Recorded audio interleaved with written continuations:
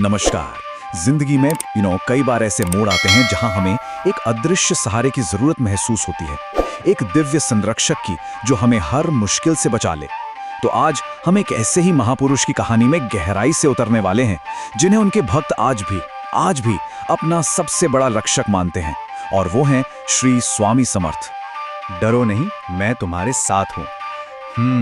ये सिर्फ कुछ शब्द नहीं है, ये एक दिव्य आश्वासन है, एक वादा जो सदियों से करोड़ों दिलों में गूंज रहा है।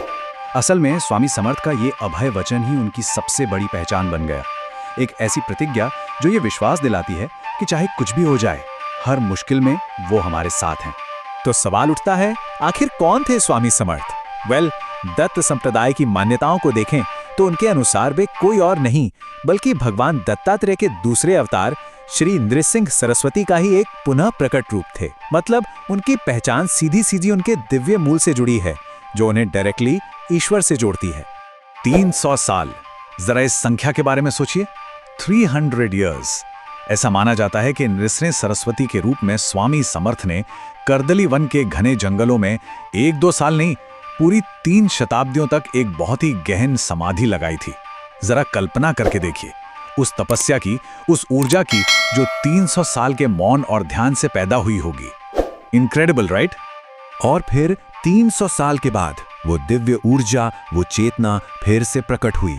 उनकी यात्रा देखिए, कर्दली वन से निकलकर वो काशी की गलियों से गुजरे, फिर कोलकाता के घाटों को पार किया, गोदावरी नदी के किनारे भी ठहरे, और आखिर में साल 1856 में अक्कलकोट के एक छोटे से मंदिर में आ बसे।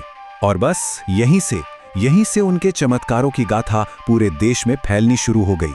तो वो जो प्रतिज्ञा थी, डरो नहीं, मैं तुम्हारे साथ हूं, क्या वो सिर्फ एक दिलासा देने वाली बात थी या फिर एक जीती जागती हकीकत?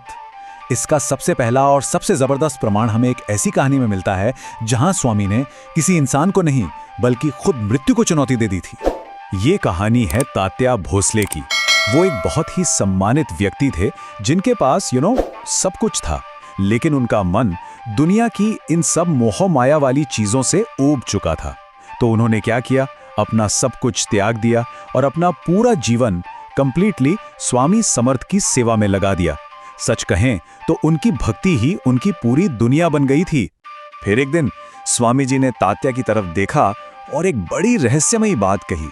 उन्होंने कहा, तुम्हारे नाम की चिट्ठी आई है, बस इतना ही। पर इन शब्दों में ना एक अजीब सी गंभीरता थी। तात्या को कुछ समझ नहीं आया। उन्होंने तो बस और सेवा करने की इच्छा जताई और रुकने की विनती की। बेचारे वो आने वाले संकट से बिल्कुल अनजान थे। पता है वो चिट्ठी कौन लाया था? कोई आम डाकिया या संदेशवाहक नहीं था, वो था यमदूत।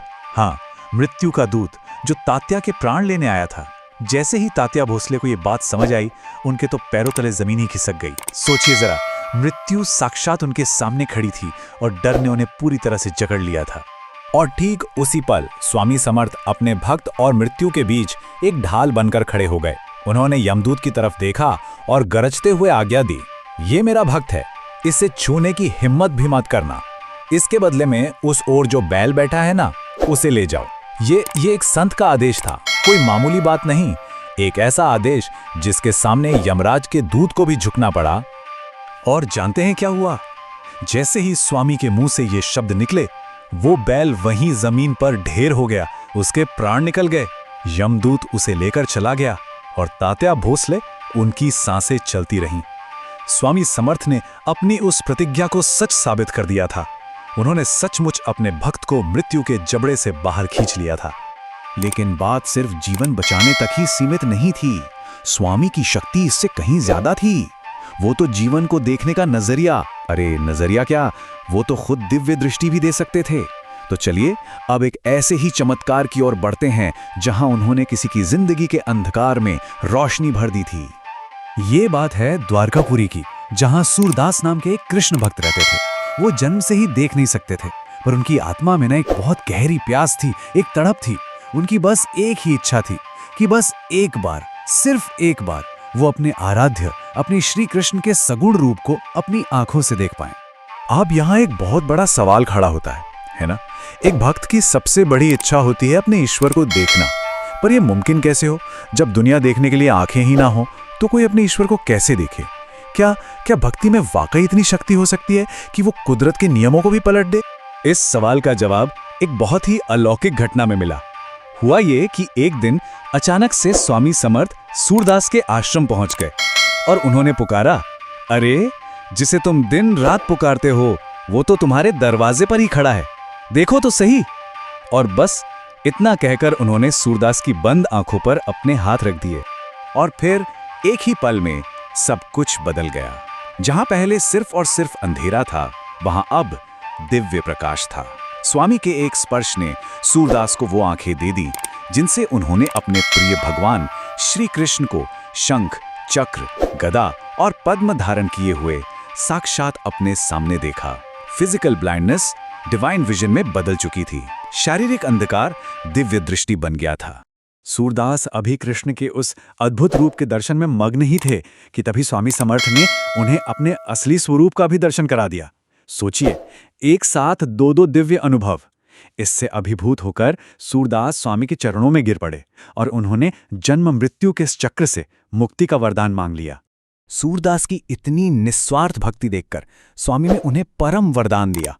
उन्होंने कहा, तुम ब्रह्म ज्ञानी बनोगे। अब ये सिर्फ देखने का वरदान नहीं था, ये तो परम सत्य को जानने का, उसे अनुभव करने का वरदान था। बेसिकली हर आध्यात्मिक यात्रा का जो अंतिम लक्ष्य होता है वो उन्हें मिल गया। तो एक भक्त को मौत के मुंह से बचाया, दूसरे को अंधकार में दिव्य दृष्टि दे दी।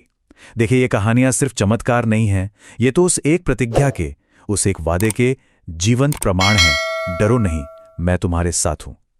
तो सवाल आखिर में फिर वही आकर रुकता है, क्या संत वाकई ईश्वर का ही वो रूप है जो हर युग में हमारा हाथ थामने और हर डर से हमें बचाने के लिए आते हैं? इस पर विचार जरूर कीजिएगा।